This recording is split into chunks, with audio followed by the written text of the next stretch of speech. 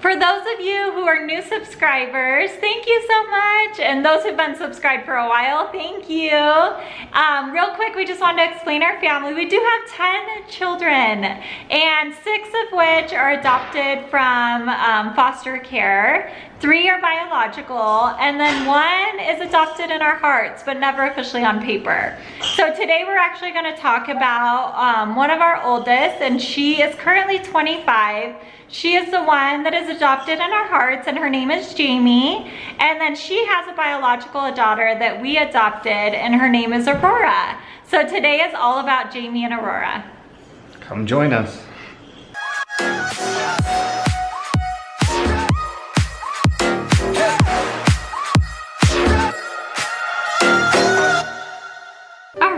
We wanted to do a quick Q&A, kind of like a pre-Jamie Q&A before hers comes out. So the reason why we decided to do this was when you guys asked such an amazing questions, and I know the situation is super confusing. And when we were going through the Q&A with Jamie, she did a really amazing job. However, some of the questions she got really emotional over, or she just felt that they were really tough for her to answer them. So she gave us permission and wanted us to answer them separately. And so that's what we're gonna do. And we're also gonna set the record straight because I know the situation is so confusing for everyone. So we're gonna try to do our best to explain it the best that we can. Gurngrad09 asks, how and where did Jamie grow up?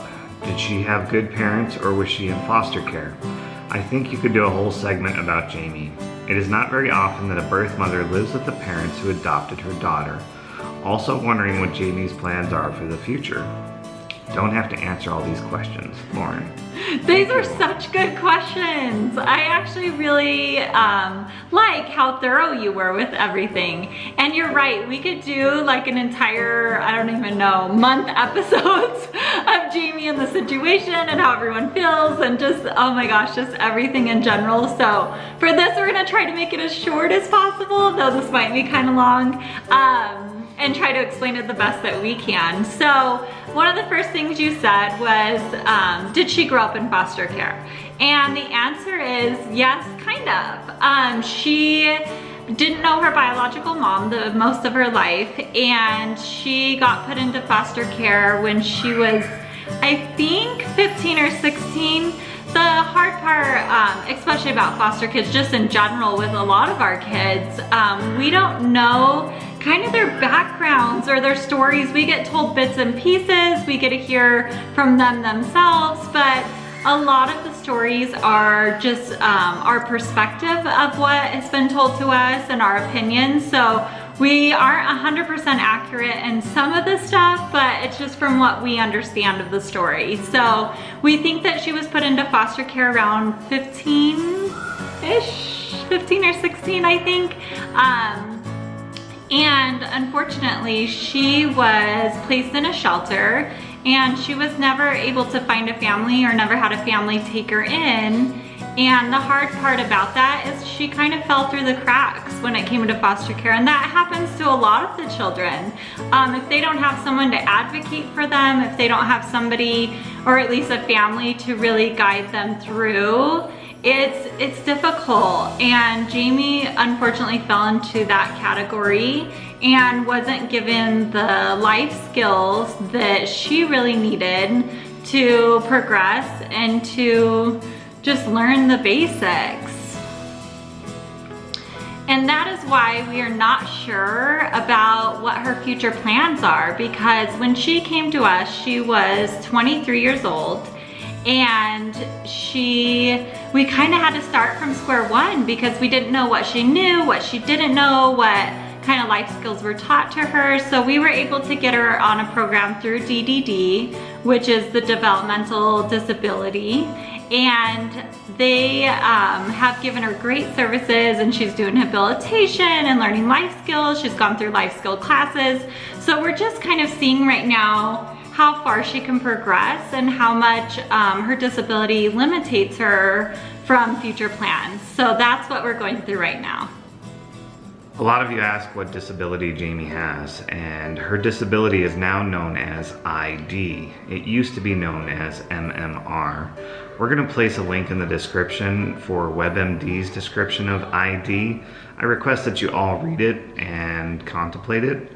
The biggest thing to note about ID is ID affects everyone differently. So one person may have completely different capabilities than another person with ID. All right, so we kind of want to go back to the very beginning of when we met Jamie and kind of how she came into our lives. And it all started when we actually fostered her younger sister. And when we started fostering her sister, Jamie had already aged out of the system. And so we didn't know kind of much about Jamie. I mean, we kind of knew that she had an older sister, the girl we were fostering, and we knew that she had a disability, and that's pretty much all we knew. And it was so amazing. And we'll actually put a link into Aurora's adoption video. It was actually done on the Crazy Middles channel. My sister filmed it. So we'll put that in the description to kind of explain Aurora's adoption story. So we're not gonna really go into detail on that part of it. We're just gonna explain the Jamie part of it. So I really had this feeling that I was meant to have a baby girl. And we had already closed our foster care license and we are not able to have any more children. So Aaron and everyone thought I was a little crazy, and I kept telling them, there's this baby girl that's meant to be in our lives. I know it, I know she's out there, kind of thing. And I called my sister and my mom, and they were both like, you're crazy, there's no possible way. So I was like, okay, you know, and I kind of let it go. And then I got the phone call, and the phone call was from Jamie, and she was in Michigan with her biological father, and she was pregnant, and it was with a baby girl. So I knew it was meant to be. But we decided, after much talking about it and kind of going over it, we didn't really understand the situation fully because she couldn't even tell us how far along she was. I don't know if she was getting prenatal care. So we decided to fly out to Michigan, which is, and we were in Arizona, so it was kind of across the country to figure out the situation and kind of see what we were doing. And our hopes was to adopt Aurora. But when we got out there and we met Jamie for the first time, we just fell in love with her. And I got this overwhelming feeling that she was meant to be ours. So because we absolutely fell in love with her and got this overwhelming feeling that not only was Aurora meant to be our daughter, but also Jamie was. And so we bought her a plane ticket that day and we flew her back up to Arizona with us. And the cool thing is we then took her to the doctor. We figured out she was for sure having a baby girl. And I was at the time pregnant with a surrogacy baby. And a surrogacy baby is basically where you carry a baby for another couple that's not able to carry their own. And I found out that Jamie and I had the exact same due date, like down to the exact day. Like, what are the odds of that ever happening? It was so crazy. But it was really cool because we got to go to doctor's appointments together and we got to just be in it together and experience just, I don't know, everything. So it was amazing. So once Jamie had the baby, the hospital actually called DCS. And in Arizona, that's what it's called, and it's Department of Child Safety. And they came out and evaluated Jamie in the situation and decided that Aurora needed to be placed into foster care. And it was really a time of it was really emotional for all of us because it's not really how we saw it playing out. And we didn't really know how everything was gonna play out. But we knew at that point that the only way to keep Jamie and Aurora together was to reopen our foster care license and take in Aurora as a foster placement and adopt her from there. So that's what we did. And it actually ended up working out really well because the DCS offered Jamie a lot of services, and we had only known Jamie for 2 or 3 months at that point, and we didn't really know, she is really quiet a lot of times, so we didn't really know a lot about her. And we were able to get her IEP paperwork and get a psychological evaluation done and kind of see kind of where she was just at with everything. So, I mean, it worked out for Jamie's benefit also, though it was a really stressful time for everyone because it's scary when DCS steps in and takes a child away from you and feels that you're not capable of something. That's super stressful. I think the saddest part about the whole situation is that Jamie loves Aurora. She wanted to be the best mom ever. She just wanted to take care of her, but because of her disability, she just is not able to.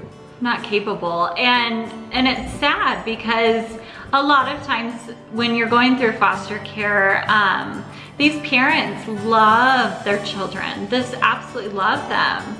But due to addictions or disabilities or different things that really get in the way, they're not able to parent and have the child be safe necessarily in their care. And with this situation, it was just so different. And DCS kind of had a hard time at first with Jamie living with us. And Aaron and I really had to fight for Jamie to be able to stay in our home with Aurora. And we actually had to write a statement, and it had to be submitted to the judge. And the judge had to approve Jamie to stay in our home and for us to still be able to adopt Aurora.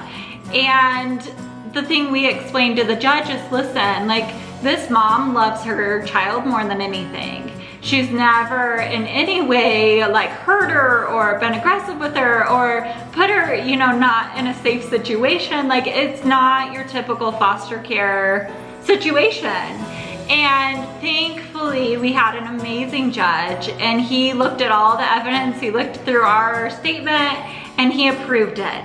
And he approved for her to be able to stay in our home and for us to also be able to adopt Aurora. So we were so excited about that. So one of the other questions that we get a lot is, where is Aurora's dad? And Her biological dad. Biological dad. And does he have any contact with her? This one's a super sensitive subject. Yeah. And it actually enrages me when we talk about it. So we're only gonna never talk about this one time, and we're not gonna bring it up again. Sorry if that is too much for some of you, but even talking about it makes me wanna cry. So, as we've been learning about children with disabilities or people with ID and other disabilities out there, they are easily taken advantage of. And unfortunately, with the situation that Jamie was put in, she was taken advantage of. And I mean that in the most sensitive way. And actually there was an investigation open against this person, and he refused to take a paternity test because if he did take the paternity test, DCS actually would have pressed charges and he would be in prison. So he chose not to have anything to do with the situation and chose not to take the paternity test. So, I mean, it kind of worked out because they were able to just put John Doe on the birth certificate. And as far as the paperwork and being able to adopt Aurora, it made that part a little bit easier. But it's a very sad situation. Loudon Life asks, Jamie, what does Aurora call you? So this one is kind of a difficult question to answer, and we're not really sure yet on how this whole thing's gonna play out, to be honest. When this whole thing in the very beginning was coming together and we kind of saw how it was going, I think that from an adoptive mom perspective, it was kind of, there was some normal human emotions for sure. And you know, I'm her adoptive mom, I'm her mom, her real mom now, and I think at first, you know, with with other adoptive kids, and especially with our other ones that we've had, sometimes there's biological families involved, sometimes they're not, but at the end of the day, you're the one taking care of them, and they're with you at the end of the night, and I think through love and all of that time and dedication, the kids definitely see it.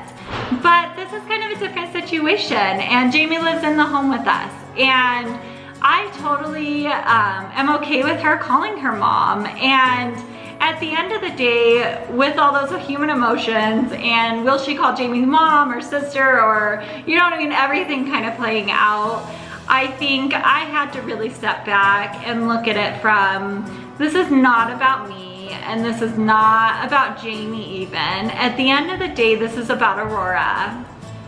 And I really feel that the more people that love a child and that are in their lives and that are a part of everything, the better. And I think that Aurora is so lucky to be able to grow up with two moms. And ultimately, we are very honest with our kids, and we don't feel that it's okay to hide them from their past or from things that happened. And so as Aurora gets older and is able to understand, we will explain the situation to her and let her decide. Ultimately, it's about her and how she feels and what she feels comfortable with. So in the future, we will definitely see kind of where Aurora would like to take it. Samantha Pratt asks, Jamie, have you looked into adult adoption or just don't want to get adopted? We get this question a lot, so a lot of people are trying to understand, is Jamie adopted by us or is she not? We didn't meet Jamie till she was 23 years old. In the state of Arizona, from everything that we could find, we cannot adopt somebody over the age of 21. Yes, 21 is the cutoff for Arizona. So Jamie actually really wanted to be adopted, and wanted to be adopted the same time as Aurora. So it was kind of special for both of them, and it was kind of a merge into our family and part of our forever family. So we thought about changing Jamie's last name. We thought about, you know, in California, you can actually adopt at any age. So do we go to California? We don't know. But at the end of the day, we really felt, and we talked to Jamie about this, that she's a part of our forever family. She is connected to Aurora. She is connected to us forever. And we just feel like that it was kind of just a piece of paper, and that she was adopted in our hearts, and that was good, and it was amazing for all of us to be in that. So we know that we probably didn't explain it. We could talk for hours and hours on this subject and every little detail about it, but it would be a super long video, and we don't really want to do that. So, well, we do want to do it, just not in one video. So we will be explaining things in future videos. We'll try to do things here and there. We'll try to answer more questions, and I really hope that you guys enjoy Jamie's Q&A and get to know her a little bit more from her perspective. Thank you so much for watching this pre-Q&A, and hopefully we kind of set everything straight a little bit, or at least made more sense of the situation. So, but we will definitely answer more in the future and kind of explain it a little more in detail. So, if you do have any questions, put them in the comments section, and don't forget to subscribe. And click the bell for notifications. All right, thank you so much for watching. Thank Bye. you. Bye.